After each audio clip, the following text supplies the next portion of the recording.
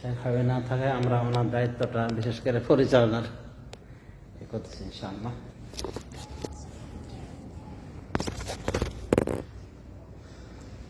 আলহামদুলিল্লাহ রাব্বিল আলামিন ওয়াসসালাতু ওয়াসসালামু আলা নাবিয়িনা মুহাম্মদ ওয়া আলা আলিহি ওয়া সাহবিহি আজমাইন ওয়া তাবিঈনা লাহুম বিইহসানিন ইলা ইয়াউমিদ্দিন, আম্মা বা'দ। ফাকাদ ক্বালা আল্লাহু আযযা ওয়া জাল্লা ফি কুরআনিহিল কারীম ওয়া ফুরকানিহিল হামিদ بعد أعوذ بالله من الشيطان الرجيم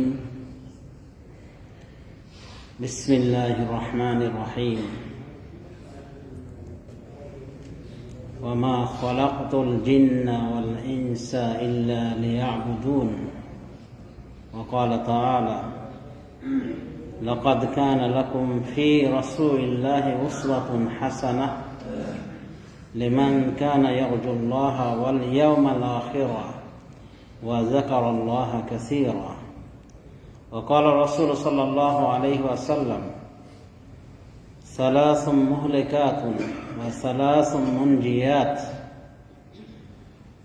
أما المهلكات الثلاث فشح مطاع وهوى متبع وإعجاب المرء بنفسه أما الثلاث المنجيات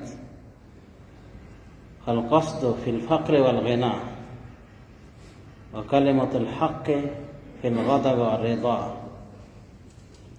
إلى آخر الحديث النبوي الشريف। সম্মানিত সুধী,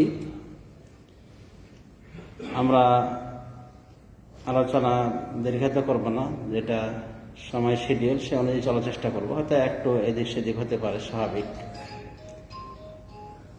আমি যে বিষয়টি নিয়ে আলোকপাত করতে চেয়েছি সেটি হলো নাজাত দানকারী তিনটি বস্তু এবং ধ্বংসকারী তিনটি বস্তু। রাসূলুল্লাহ সাল্লাল্লাহু আলাইহি ওয়াসাল্লাম এভাবে বলেছেন। কোন কোন হাদিসে নাজাত দানকারী তিনটি বস্তু এনেছেন আগে, কোন কোন বর্ণনায় পরে। যা হোক, যে তিনটি বস্তু নাজাত দিতে পারে রাসূলুল্লাহ সাল্লাল্লাহু আলাইহি ওয়াসাল্লাম এই বিষয়গুলি উল্লেখ করেছেন। এই তিনটি বস্তুর ভিতরে রয়েছে আল কাসদ ফিল ফাকর ওয়াল গিনা, মধ্যমতা অবলম্বন করা সচ্ছল অসচ্ছল সর্বাবস্থায়, ওয়া কালিমাতুল হক্কে ফিল গদাবে ওয়া রিদা, আর সত্য কথা বলা রাগের অবস্থায়, খুশির অবস্থায়। আর একটা বিষয় আলোচনা করেছেন, বিষয়টা এখন আসতেছে না, তো যা হোক, তো এটি হলো এই তিনটি বিষয়ের কথা উল্লেখ করেছেন। ও তিনটি বিষয় হলো খাশিয়াতুল্লাহ, তৃতীয় বিষয় হলো, বা এটা প্রথমে আনা হয়েছে, তো আমরা স্মরণ করার ভিত্তিতে বলতেছি, খাশিয়াতুল্লাহ ফিল গায়বে ওয়াশ শাহাদা, আল্লাহকে ভয় করা ফিল গায়বে, যখন কেউ থাকবে না সে সময়, ওয়াশ শাহাদা, এবং যখন মানুষ থাকবে সে সময়, মানে নির্জনে এবং লোকালিটিতে, সর্বাবস্থায় আল্লাহকে ভয় করা। তাহলে আমরা সংক্ষিপ্ত আকারে জেনে নিই তিনটা বিষয়, যে তিনটা বিষয় আমাদের নাজাত দিতে পারে, বা তিনটা বিষয়ের মাধ্যমে আমরা যে নাজাত পাবো। এই তিনটা বিষয় কি? খাশিয়াতুল্লাহ ফিল গায়বে ওয়াশ শাহাদা, আল্লাহকে ভয় করা নির্জনে লোকালিটিতে, সর্বাবস্থায় আল্লাহকে ভয় করে চলা। ওয়াল কাসদ ফিল ফাকর ওয়াল গিনা, আর মধ্যমতা অবলম্বন করা সচ্ছল অসচ্ছল উভয় অবস্থায়। ওয়া কালিমাতুল হক্কে ফিল গদাবে ওয়া রিদা, আর হক কথা বলা রাগের অবস্থায়, খুশির অবস্থায়, মানে সর্বাবস্থায় ব্যালেন্স ঠিক রাখা। এমন হাদিসটিকে আহমদ বিন হাম্বল রাহিমাহুল্লাহ তার মুসনাদ আহমদে বর্ণনা করেছেন, এবং ইমাম তাবরানী তার আল মাআজিমুস সালাস, মানে তার তিনটা মুআজাম আছে হাদিসের গ্রন্থ, এই তিনটি গ্রন্থে তিনি উল্লেখ করেছেন। তার মানে আল মুআজামুল কবির, আল মুআজামুস সাগীর, আল মুআজামুল আওসাত, তিনটা গ্রন্থে উনি হাদিসটি উল্লেখ করেছেন। অনুভাবে মুসনাদুল বাজ্জার এসেছে, শেখ আলবানী সহিহুত তারগিব ওয়া তারহিবে উল্লেখ করেছেন এবং বলেছেন হাদিসটি হাসান, মানে গ্রহণযোগ্য হাদিস, বিশুদ্ধ হাদিস। সহিহুত তারগিব 52 নম্বর হাদিস। তো রাসূলুল্লাহ সাল্লাল্লাহু আলাইহি ওয়াসাল্লাম তিনটি নাজাত দানকারী বিষয় উল্লেখ করেছেন। এরপরে উল্লেখ করেছেন তিনটি ধ্বংসাত্মক বিষয়, মানে এর বিপরীত। মানে ওই তিনটি বিষয়ে যদি কেউ লিপ্ত হয় তার মানে তার ধ্বংস অনিবার্য। তাহলে ধ্বংসকারী বিষয় থেকে আমাদের সতর্ক থাকতে হবে। তাই ধ্বংসকারী বিষয়গুলি তিনটি কি কি? আগে তো আমরা জানতে পেরেছি, নাজাত দানকারী বিষয় তিনটি জানতে পেরেছি না? এবার আমরা জানবো ধ্বংসকারী বিষয়গুলি কি কি। এই বিষয়গুলি তিনটি রাসূলুল্লাহ সাল্লাল্লাহু আলাইহি ওয়াসাল্লাম বলেছেন। হাওয়ান মুত্তাবা, হাওয়ান মুত্তাবা মনে রাখবেন, অনুসৃত মনের খেয়াল খুশি অনুযায়ী চলা, মানে হাওয়ার পূজা করা। হাওয়া মানে কি? প্রবৃত্তি। প্রবৃত্তি যা চায় তাই ফলো করা, তাই মেনে চলা, তাই করা, তাই খাওয়া। এক কথা, প্রবৃত্তিটাই যেন তার মাবুদ হয়ে গিয়েছে। মনে যা চাইবে তাই করবে, তাই খাবে, তাই করবে, সবকিছু তার প্রবৃত্তি অনুযায়ী, মানে কুপ্রবৃত্তির অনুসরণ করা। হাওয়ার মুত্তাবা ওয়াইজাবুল বারে বিনফসিহি, এবং ব্যক্তির নিজকে নিয়ে আত্ম অহংকারী হয়ে যায়। শুহ্হুন মুতা, আরটা হলো অনুসৃত বখিলি, মানে এমন বখিলি যার সবসময় অনুসরণ করে চলবে ব্যক্তি, মানে কঠিন বখিলির শিকার এক কথায়। তাহলে বলা যেতে পারে তিনটি ধ্বংসাত্মক বিষয় হলো অনুসৃত হাওয়ার অনুসরণ করা, হাওয়ার অনুসরণ করা মানে হাওয়া পূজারী হওয়া, আর আত্ম অহংকারী হওয়া মানে নিজের ভিতরে যা আছে তা নিয়ে কি গর্ব ফখর করা, আত্মতৃপ্তি দেখানো। আর কি হলো এজাবুল মারই বিনফসিহি, এবং প্রত্যেকের নিজকে নিয়ে আত্মফখর করা। আরটা কি হাওয়া পূজা করা, আরটা কি বখিলির অনুসরণ করা। শুহ্হুন মুতা, হাওয়ার মুত্তাবা এজাবুল মারই বিনফসিহি। শুহ্হুন মুতা মানে কঠিন বখিলির শিকার হওয়া এবং হাওয়ার অনুসরণ করা। আরটা হলো প্রত্যেক ব্যক্তি তার নিজেকে নিয়ে অহংকার করা, অহং দেখানো, নিজের ধন সম্পদের অহংকার দেখানো, নিজের এলেমের অহংকার দেখানো। এক কথায় নিজেকে সর্বসেরা মনে করা, অন্যকে কিছু মনে না করা। তাহলে আশা করি আমরা বুঝতে পেরেছি তিনটা ধ্বংসাত্মক বিষয়। জঘন্য বখিলি মানে কঠিন বখিলি, সব কিছুতে বখিলি, শুধু চাই কিন্তু দেবে না কিছু। শুহ্হুন মুতা, হাওয়ান মুত্তাবা প্রবৃত্তির পূজা, আর প্রত্যেক ব্যক্তির নিজ নিজকে নিয়ে আত্ম অহংকারী হয়ে যাওয়া। আশা করি আমি বুঝতে পেরেছি এই তিনটি ধ্বংসাত্মক বিষয়। ব্যাখ্যা করলে ইনশাআল্লাহ আমরা বুঝতে পারবো আরো ভালো করে ক্লিয়ারলি। তবে মনে রাখবেন আপাতত যে এই তিনটি জিনিস মানুষকে ধ্বংস করে দেয়, আর তিনটি জিনিস আমাদের নাজাত দেয়। সেই তিনটি জিনিস কি? তার মধ্যে একটি হলো খাশিয়াতুল্লাহ ফিল গায়ব ওয়াশ শাহাদা, আল্লাহকে ভয় করা সর্বাবস্থায়। মানে আপনি একাই আছেন তখন আল্লাহকে ভয় করবেন, মানুষের ভিতরে আছে তখনও আপনি আল্লাহকে ভয় করবেন। তো মানুষের ভিতরে আল্লাহকে ভয় করা তো স্বাভাবিক বিষয়,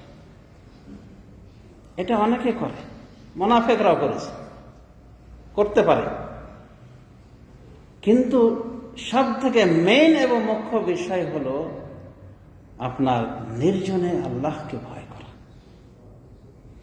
তো নাজাত দানকারী বিষয়ের ভিতরে রাসূলুল্লাহ সাল্লাল্লাহু আলাইহি ওয়াসাল্লাম প্রায় সব হাদিসে প্রথমে এটা উল্লেখ করেছেন, যদি মনে আসতে ছিল অনেকদিন আগে পড়া হাদিস। তো খাশিয়াতুল্লাহ ফিল গায়ব ওয়াশ শাহাদা, এক নম্বরে রাসূলুল্লাহ সাল্লাল্লাহু আলাইহি ওয়াসাল্লাম উল্লেখ করেছেন এটা, যে আল্লাহকে ভয় করা উপস্থিত অনুপস্থিত সর্বাবস্থায়, মানে নির্জনে এবং লোকালিটিতে। তো লোকালিটিতে অনেকে ভয় করতে পারে, কিন্তু এখানে রাসূলুল্লাহ সাল্লাল্লাহু আলাইহি ওয়াসাল্লাম ভয়টাকে শামিল করে আম করে দিয়েছেন, সর্বাবস্থায় আল্লাহকে ভয় করতে হবে। তো নির্জনের ভয়টা সব থেকে বড় কথা, কারণ নির্জনে অনেকে এই গুণ থেকে কি শূন্য হয়ে যেতে পারে। কিন্তু যে ব্যক্তি আল্লাহ ভীতি নিয়ে চলবে নির্জনে সর্বাবস্থায় লোকালিটিতে, সেই হলো প্রকৃত নাজাতপ্রাপ্ত ব্যক্তি। তার মানে আপনি আল্লাহকে ভয় করছেন বাইরে মানুষের সামনে, কিন্তু আপনি নির্জনে থাকলে ভয়। তো এটা তো প্রকৃত অর্থে আল্লাহ ভীতি না। আর জান্নাত তৈরি করা হয়েছে মুত্তাকিনদের জন্য, উইদ্দাতুল মুত্তাকিন। আল্লাহ বলেছেন ওয়াসারিউ ইলা মাগফিরাতিন মির রাব্বিকুম ওয়া জান্নাতিন আরদুহাস সামাওয়াতু ওয়াল আরদ উইদ্দাত লিল মুত্তাকিন, তোমরা দ্রুত এগিয়ে চলো আল্লাহর তোমাদের রব্বের পক্ষ থেকে মাগফিরাত নেওয়ার জন্য, হাসিল করার জন্য, ওয়া জান্নাতিন, এমন জান্নাতের জন্য যার পরিধি হলো আসমান জমিন সমপরিমাণ, উইদ্দাত লিল মুত্তাকিন, যা তৈরি করা হয়েছে মুত্তাকিনদের জন্য। তাহলে জান্নাত তৈরি করেছে মুত্তাকিনদের জন্য, মুত্তাকি যারা, তাকওয়াবান যারা, তাদের জন্য। তো যারা বাইরে ভয় দেখায়, আল্লাহকে ভয় করে চলে বা দেখায়, ভান করে যে সে মুত্তাকি, আর ভেতরে মানে সদরঘাট, বাইরে ফিটফাট, ভিতরে সদরঘাট, তাহলে তো মুত্তাকি হওয়া হবে না, তাহলে তো নাজাত পাওয়া যাবে না। এই জন্য রাসূলুল্লাহ সাল্লাল্লাহু আলাইহি ওয়াসাল্লাম নাজাতের প্রথম পয়েন্ট হিসেবে উল্লেখ করেছেন খাশিয়াতুল্লাহি ফিল গায়বি ওয়াশ শাহাদা, আল্লাহকে ভয় করতে হবে নির্জনে, লোকালিটিতে, সর্বাবস্থায়। এটাই হলো প্রকৃত তাকওয়া। এটা যদি থাকে আপনার আমার, তাহলে ইনশাআল্লাহ যাত্রা ধন্য হবে। সমাজ শুদ্ধি, এটি বলা যত সহজ, করা তত সহজ নয়। মানুষ দেখানো তাকওয়া খুবই সহজ, মানুষ দেখানো তাকওয়া খুবই সহজ, কিন্তু এই তাকওয়ার প্রমাণ দেওয়া নির্জনে, এটাই হলো আসল। সুতরাং আপনি আমি নিজেকে পরীক্ষা করে দিতে পারি যে আমি কি মুত্তাকি নাকি আমি ফাসিকের কাতারে ঢুকে গিয়েছি। যদি নির্জনে আল্লাহর কোনো ভয় না থাকে, আল্লাহর হালাল হারামের সীমারেখা মনে না থাকে, ঠান্ডা মাথায় যদি আপনি হারাম কাজগুলি করেন, এই যে মোবাইল হাতে এসেছে, প্রত্যেকের হাতে যেন যে একটা মানে জান্নাত জাহান্নাম চলে এসেছে। আপনি এই মোবাইল দিয়ে জান্নাত অর্জন করতে পারেন, আবার জাহান্নাম কামাতে পারেন। তো যদি এই মোবাইলকে আপনি কন্ট্রোল না করতে পারেন, এই মোবাইল কিন্তু আপনাকে জাহান্নামে নিয়ে যাবে। মোবাইলে যখন অ্যাপসগুলো খুলবেন, বিভিন্ন অ্যাপস আছেন, ভালো মন্দ সব রকম আছেন, আর এমনি ফেসবুক এমন একটা জিনিস যা আপনি আপনার ফ্রেন্ড সব কিছু ভালো, হঠাৎ করে উড়ন্ত এমন কিছু চলে আসেন যেগুলি দৃষ্টিকটু। যদি এমনি যদি চলে আসে, তাহলে আপনি যদি খুঁজেন ওয়েবসাইটগুলি পাবেন না, মনের চাহিদা কুপ্রবৃত্তি পাওয়া যাবে না, অবশ্যই পাবেন। তো আল্লাহ ভীতি আপনাকে কন্ট্রোল করবে, আল্লাহ ভীতি আপনাকে কন্ট্রোল করবে। তো যদি আল্লাহ ভীতি নাই বা থাকে, একবারে ফ্রি হয়ে গেছে, বুড়ো বয়স, মুরব্বী বয়সে চলে গিয়েছে, 50, 60, 65 বছর হয়ে গেছে, শুধু কি জেনা ব্যভিচার এমনি হয় ওই হারাম রিলেশনের মাধ্যমে, আর কোনো জেনা ব্যভিচার প্রকার নাই? মহান আল্লাহ বলছেন ওয়ালা তাকরাবুজ জিনা ইন্নাহু কানা ফাহিশাতান ওয়া সাআ সাবিলা, তোমরা জেনার ধারে কাছেও যেও না, কারণ এটা কি ফাহিশা কাজ, অশ্লীল কাজ, ওয়া সাআ সাবিলা, নিকৃষ্ট পথ। ধারে কাছে যেও না, নিকটবর্তী হয় না। জেনার নিকটবর্তী হওয়া মানে কি? কথা বলা, অবৈধভাবে কথা বলা, বেগার নারীর সাথে কথা বলা, তার সাথে কথা বলে মজা নেওয়া, প্রেমালাপ করা, এগুলি সবই কি তাকওয়া পরিপন্থী কাজ। অনুভবে নগ্ন ছবি দেখা, সিনেমার জন্য সিনেমা হল লাগে না, আপনার মোবাইলটাই বড় সিনেমা হল। তো এগুলোকে কে কন্ট্রোল করবে? আপনার হৃদয় যদি তাকওয়া থাকে, তাহলে আপনি কন্ট্রোল করতে পারবেন না, তোমার ধ্বংস হয়ে যাবে। শেখ ইবনে উসাইমিন বলছেন যে কত মুত্তাকি, কত ভালো ভালো পরহেজগার মানুষ ধ্বংস হয়েছে এই মোবাইল হাতে পেয়ে। অ্যান্ড্রয়েড মোবাইল হাতে পেয়ে ধ্বংস হয়ে গেছে। ওই যে শয়তান তাকে হুঁশকানি দেয়, ওয়াসওয়াসা কুমন্ত্রণা দেয়, এটা দেখো, ওটা দেখো, সেটা দেখো, এই করতে করতে তার নামাজ রসাতল লাগিয়েছে, রোজা রসাতল লাগিয়েছে, মানে পাপ আর পাপ। তো সমাজ শুধু আপনার আমার নাজাতের পথ হলো যে আল্লাহকে ভয় করতে হবে নির্জনে, সর্বাবস্থায়। এটা হলো প্রকৃত ভয়। আর নির্জনটা সব থেকে মুখ্য বিষয়, এটা আমাদের খেয়াল রাখতে। হ্যাঁ, হতে পারে কোনো সময় শয়তানের কুমন্ত্রণায় জড়িয়ে গিয়েছে, কিন্তু যে মুত্তাকি ওই সময় তার কিন্তু ভয় কাজ করবে, ভয় পেয়ে যাবে যে আমি করলামটা কি, তওবা করে নিতে হবে, সাথে সাথে তওবা করে নিতে হবে। কোনো সালাফ আছে যে 1000 বার তুমি যদি গুনাহ করো, তো 1000 বারই তুমি তওবা। এতে কি শয়তান কি হবে? শয়তানকে নাখোশ করা হবে, বেজার করা হবে। শয়তান তো চায় গুনাহ করাতে, এবং গুনাহ করে যেন তওবা না করে। তো হঠাৎ করে শয়তানের চক্রান্তে যদি কোনো পাপে জড়িয়ে যাওয়া হয়, সাথে সাথে তওবা করে নিতে হবে। কিন্তু ঠান্ডা মাথায় আপনি পাপ করছেন, কোনো অনুশোচনা, তার মানে কি আপনার এই কালা হৃদয় আর জান্নাতে যাওয়ার জন্য যোগ্য হয়ে নাই, শেষ হয়ে গেছে। তাকওয়া হলো অন্তরের জিনিস। এই অন্তরের জিনিসটা যদি নষ্ট হয়ে থাকে, তাহলে তো এমনই হবে যে বাইরে তাকওয়া, ভেতরে কি নাই। দরজা কবর যখনই বন্ধ করেন খালাস, তখন আপনি ফ্রি হয়ে গেছেন। কোনোভাবে এমনও মুত্তাকি পাওয়া যায় সুদী ব্যাংকে ঠান্ডা মাথায় কারবার করছে, বন্ডে টাকা রেখেছে। বন্ডে টাকা রাখা মানে কি ডবল একেবারে নিয়াত করে রেখেছে, ওই লোকটাই নামাজ পড়ছে। তাকওয়া গেল কোথায়? আপনি যে অ্যাকাউন্ট খুলছেন এভাবে হারাম হারাম, মানুষকে নাও জানতে পারেন, আল্লাহকে ফাঁকি দিতে পারবেন আপনি? রাসূলুল্লাহ সাল্লাল্লাহু আলাইহি ওয়াসাল্লাম দিরহাম মিন রিবা ইয়াকুলু রাজুল আশাদ্দু ইনদাল্লাহ মিন সিত্তাতিন ওয়া সালাসিনা জানিয়া। সুদের একটা দিরহাম জেনে শুনে কোনো ব্যক্তির ভক্ষণ করা আল্লাহর নিকটে 36 বার পাপ করা থেকে জঘন্য, 36 বার জেনা করা থেকে জঘন্য পাপ। 36 বার একটা দিরহাম, ধরেন আমাদের বাংলাদেশে একটা টাকা দিরহাম বলা হয়েছে, মানে সামান্য দেখানো হয়েছে। তাহলে যে বন্ডে আপনি রেখে দিলেন, পোস্ট অফিসে রেখে দিলেন, আবার নামাজও তো পড়ছেন, নামাজ ছাড়তে বলছে না, কিন্তু এই যে আপনি মুত্তাকি কোয়ালিটি কি পর্যায়ের কোয়ালিটিতে আছেন আপনি শুনেছেন হাদিসগুলো যে রাসূলুল্লাহ সাল্লাল্লাহু আলাইহি ওয়াসাল্লাম এটা বলেছেন যে সুদের 70টি বা 72টি স্তর রয়েছে। ইবনে মাজাহ থেকে হাদিসে হাসান বলা হয়েছে। এর ভিতরে সব থেকে নিম্ন স্তরটি হলো আপন মায়ের সাথে জেনা, নাউযুবিল্লাহি মিন যালিক।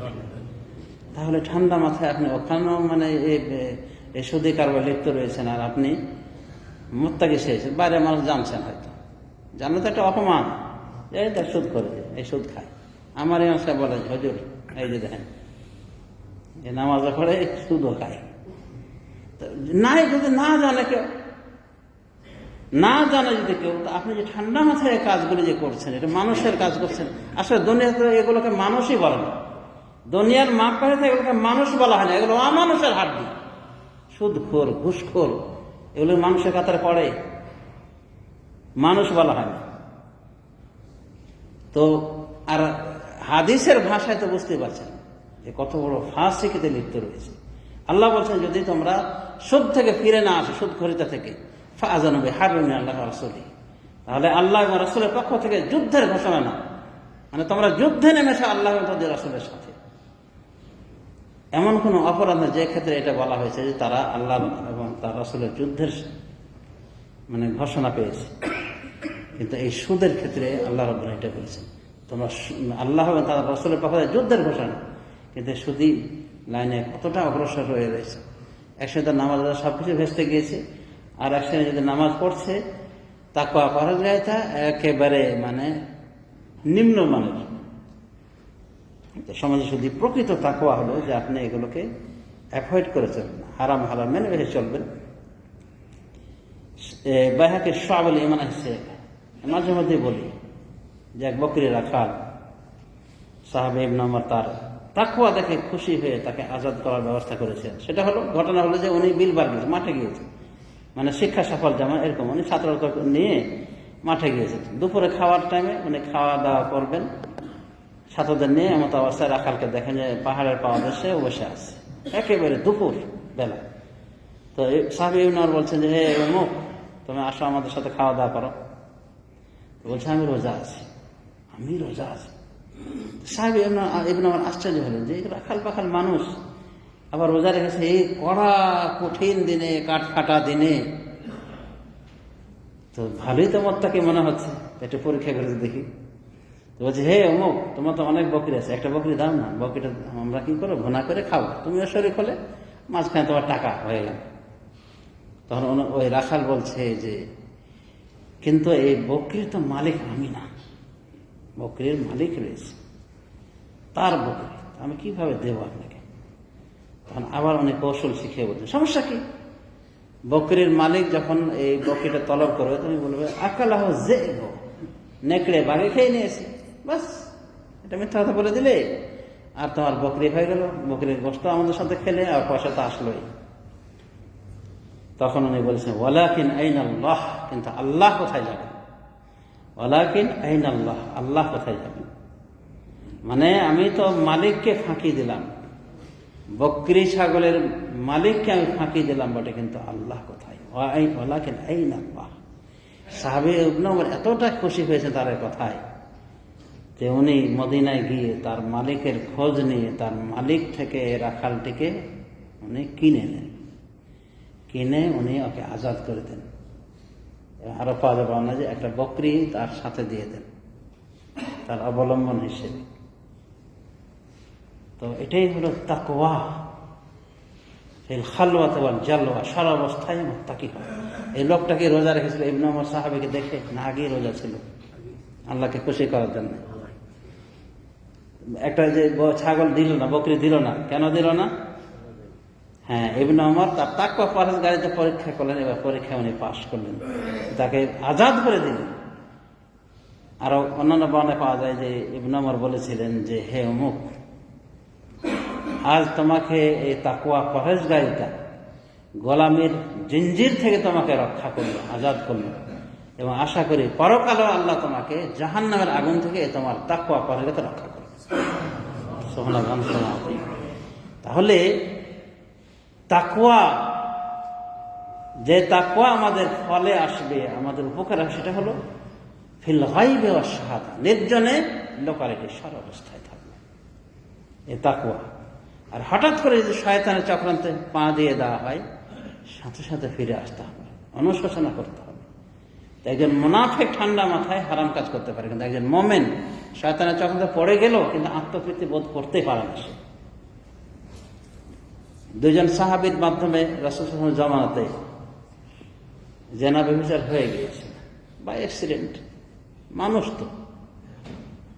এই দুইজন সাহাবীর ভিতরে একজন সাহাবী হলেন পুরুষ, একজন হলেন মহিলা। তো এই দুইজন সাহাবীর ভিতরে একজন পুরুষ এবং একজন মহিলা, তারা যে জেনা করেছে, জেনা করার পরে তারা নিজেকে শান্তি রাখতে, স্বস্তি বোধ করতে পারেন না, নিজে রাসূলুল্লাহ সাল্লাল্লাহু আলাইহি ওয়াসাল্লামের কাছে আসলেন। যেমন মাইজ বিন মালিক রাদিয়াল্লাহু আনহু, উনি নিজে এসে বলেন, তাহিরনি ইয়া রাসূলুল্লাহ, হে আল্লাহর রাসূল, আপনি আমাকে পাক পবিত্র করে তোলেন, মানে আমি জেনা করেছি। তো রাসূল তার থেকে মুখ ফিরে নেন, আবার একই কথা, আবার একই কথা, 4 বার মানে মুখ ফিরে নিয়েছেন, ওই একই কথা বলছেন। তো নবী সাল্লাল্লাহু আলাইহি ওয়াসাল্লাম সাহাবায়ে বলছেন যে ওর ভিতরে কোনো পাগলামি আছে নাকি, দেখো তো। ওইভাবে বলছে কি জন্য, মানে মদ টদ খাইছে, দেখো তো, সুখে দেখো তো মদ খাওয়ার কোনো আসর আছে কিনা। সাহাবায়ে কেরাম বলছে না, পাগলও না, ও মদও খায়নি।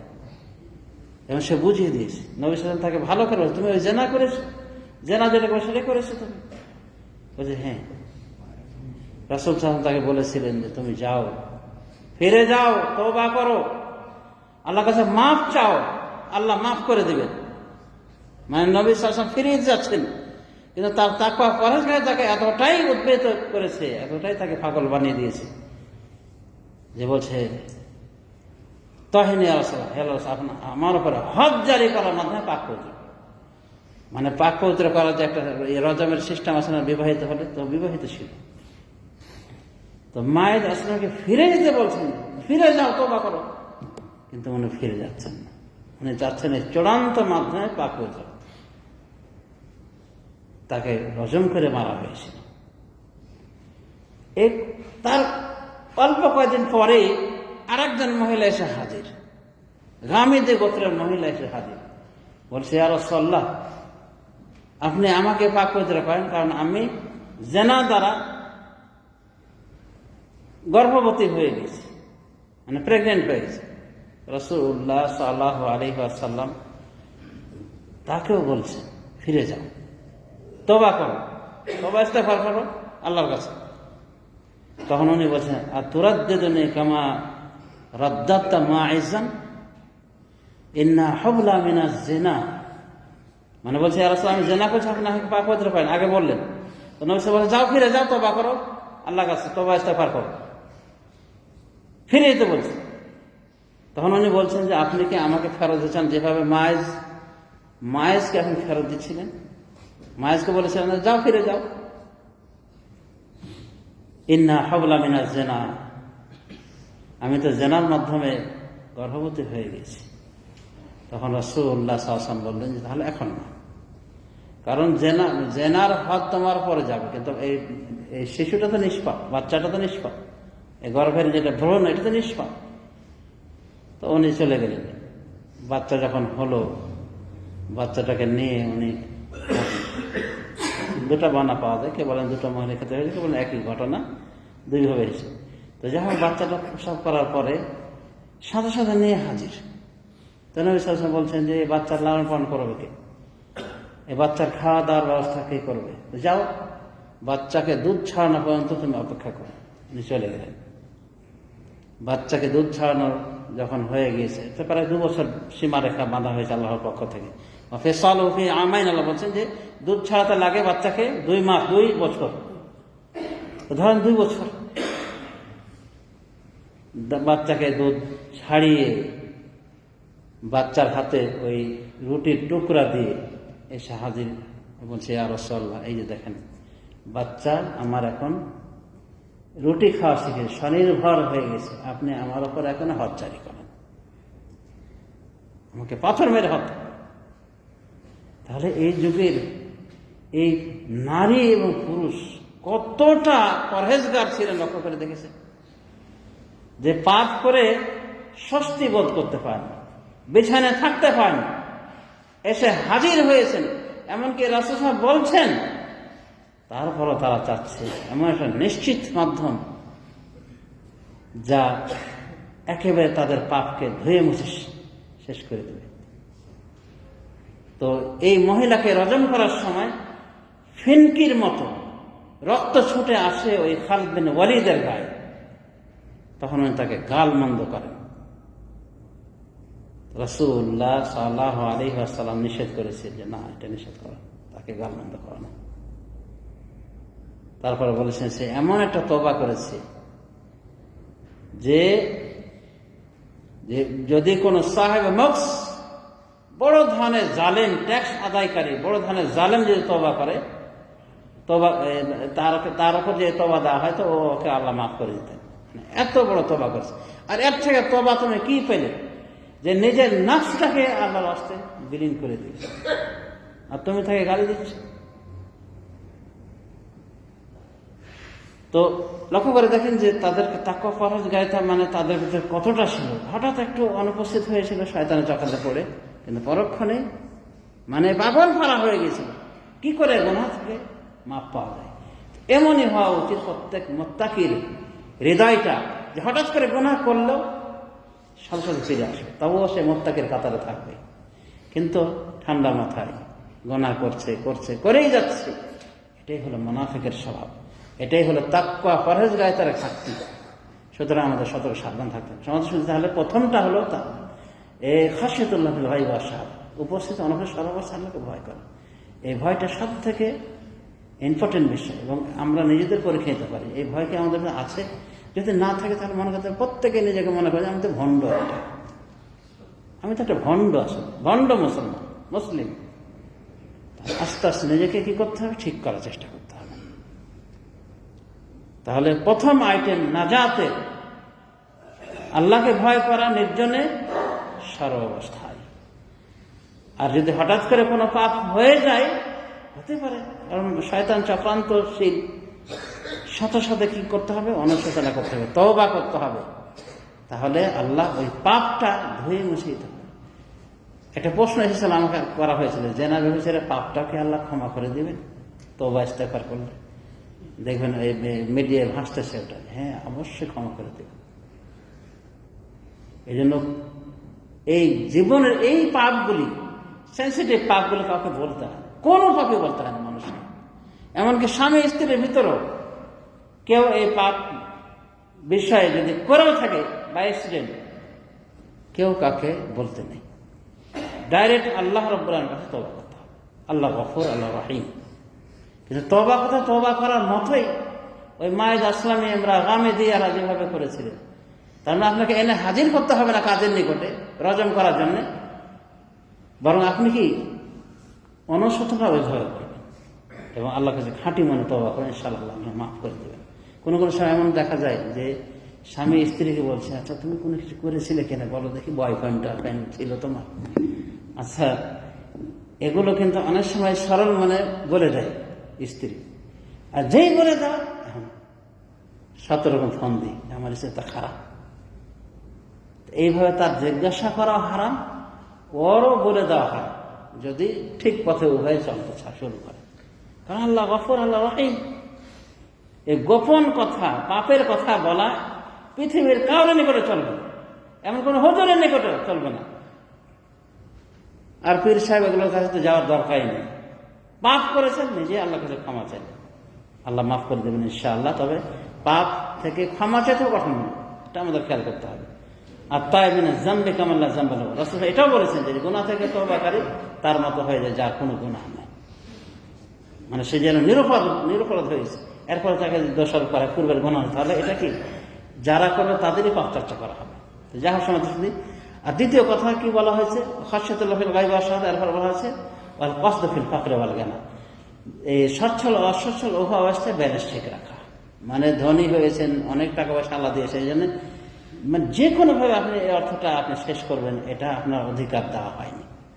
বরং মধ্যমপন্থী হবেন, অপচয় করবেন না। আর ধন সম্পদ পেলে মানুষ কি করে, বেশিরভাগ মানে বিভ্রান্ত হয়ে যায়, আল্লাহ বিমুখ হয়ে যায়, দুনিয়াদারিতে আরো বেশি বিভোর হয়ে পড়ে। এই জন্য এই জাতীয় লোকগুলি কারণের মতো ফাসাদ করে, মানুষকে মানুষ মনে করে না এবং মনে করে যেগুলো তার যোগ্যতার ফসল। আর অপচয় করতে থাকে এবং হারাম পথে এগুলোকে কি করে থাকে, তারা ব্যয় করে থাকে। তো রাসূল সাহেব বলছেন যে সর্বাবস্থাতে মধ্যমপন্থী হয়ে থাকবে, মানে অপব্যয়ের দিকে যাবে। মানে হারাম পথে একটা টাকা ব্যয় করা কিন্তু ওটা অপচয়, কিন্তু হালাল পথে আপনি যদি হাজারো টাকা ব্যয়, লাখ লাখ টাকা ব্যয় করেন হালাল পথে, নেকির পথে, সেটা অপচয় বলে গণ্য নয়। তবে ব্যালেন্স ঠিক রাখতে বলা হয়েছে। তার মানে একেবারে মানে দানি হয়ে নিজে ফকির হয়ে হাত পেতে ভিক্ষা করে এমন নয়, দানের একটা ব্যালেন্স রাখতে হবে। অনেকভাবে এটা সচ্ছল অবস্থায় দানের কথা বলা হচ্ছে, যে আপনি একটা ব্যালেন্স ঠিক রেখে আপনি দান খেরাত করবেন। আর অসচ্ছল হলে যে দান থেকে বিরত থাকবেন এমন নয়, অসচ্ছল অবস্থাতেও আপনি দান করবেন, মানে যথাসাধ্য আপনি দান করবেন। বেলাল তো নিজেই ফকির, তারপরে রাসূলুল্লাহ সাল্লাল্লাহু আলাইহি ওয়াসাল্লাম বলেছেন আনফিক ইয়া বেলাল ওয়ালা তাখশা মিন যিল আরশি ইকলালা, হে বেলাল তুমি দান করো, আল্লাহর কাছে দান করো, আর আরশওয়ালা থেকে কমতির ভয় করো না, আল্লাহ তোমার মাল কমিয়ে দিবে এটা ভয় করো না। বেলাল নিজেই একটা ফকির মিসকিন ছিলেন, তারপরে তাকে বলছে বেলাল দান করো। তাহলে দান তো করতেই হয়। মুমিনের পরিচয় যদি সূরা বাকারা দেখেন, প্রথম থেকে আল্লাহ কি বলেছেন, আলিফ লাম মিম বলার পরে আল্লাহ বলেছেন যালিকা কিতাবুল লা রাইবা ফীহি হুদাল লিল মুত্তাকিন আল্লাযীনা ইউমিনুনা বিল গায়বি ওয়া ইউকিমুনাস সালাতা ওয়া মিম্মা রাযাকনাহুম ইউনফিকুন। আল্লাহ বলছেন প্রথমত এই কোরআন কোনো সন্দেহ নাই, এই কিতাবে কোনো সন্দেহ নাই, এবং এটা মুত্তাকিনদের হেদায়েত স্বরূপ। মুত্তাকিনদের গুণ হিসেবে কি বলছেন, আল্লাযীনা ইউমিনুনা বিল গায়বি, মুত্তাকিন তারাই যারা গায়বের উপরে ঈমান আনে, না দেখে ঈমান এনে থাকে, এবং সালাত কায়েম করে, এবং আমরা তাকে রিজিক হিসেবে যা দিই সেটা থেকে খরচা করে। তো মুমিনের পরিচয় হলো খরচা করতে হবে, তবে ব্যালেন্স ঠিক রেখে। ধনী অবস্থায় সেখানেও ব্যালেন্স ঠিক থাকতে হবে, মানে ধন সবকিছু বিতরণ করে ফকির হয়ে রাস্তায় ভিক্ষা করা এটার প্রয়োজন নেই। একটা ফকিরকে আমি দেখেছি, উনি মাঝে মাঝে দান করতেন, নিজে ফকির, দান করতেন এরশাদ সরকারের কাছে। এবং এরশাদ সরকার আমি নিজে শেখ রাজা দেখছি, উনি কবুল করছিলেন, মানে এরশাদে শেখ রাজা ছিলেন। তো কথা হলো যে ও হয়তো ফকির হিসেবে সে দিয়েছে, তার তো দিয়েছে কিছু, এক কথায় তার তো সামর্থ্যের, ওটাই তার সামর্থ্য। দেখা গেছে 10 টাকা 20 টাকা এরকম নিয়েছে ওইসব সরকার, ওই সময় নিয়ে দেখেছে। তো যাই হোক, কথা হলো যে ফকির হয়ে যদি ও দান করতে পারে, তা আপনি আমি কি দানের হাত থেকে হাত গুটিয়ে রাখতে পারি? তো যাই হোক, একটা ব্যালেন্স ঠিক রাখতে বলা হয়েছে, মানে একেবারে দান করে নিঃস্ব হতে নেই, আবার যখন আপনি অভাবে পড়েন তখন যে দান করেই বাদ দেবেন, এটাও সঠিক নয়, বরং ব্যালেন্স ঠিক রাখতে হবে। এটাই বলছেন রাসূলুল্লাহ সাল্লাল্লাহু আলাইহি ওয়াসাল্লাম, আল কসদু ফিল ফাকরি ওয়াল গিনা, মধ্যমতা অবলম্বন করা, সচ্ছল অসচ্ছল সর্বাবস্থা, আর অপচয় করা যাবে না। কালিমাতুল হাক্কি ফিল গাদাবি ওয়াল রিদা, আর হক কথা বলা গোসার অবস্থায়, খুশির অবস্থায়, না খুশির অবস্থায়।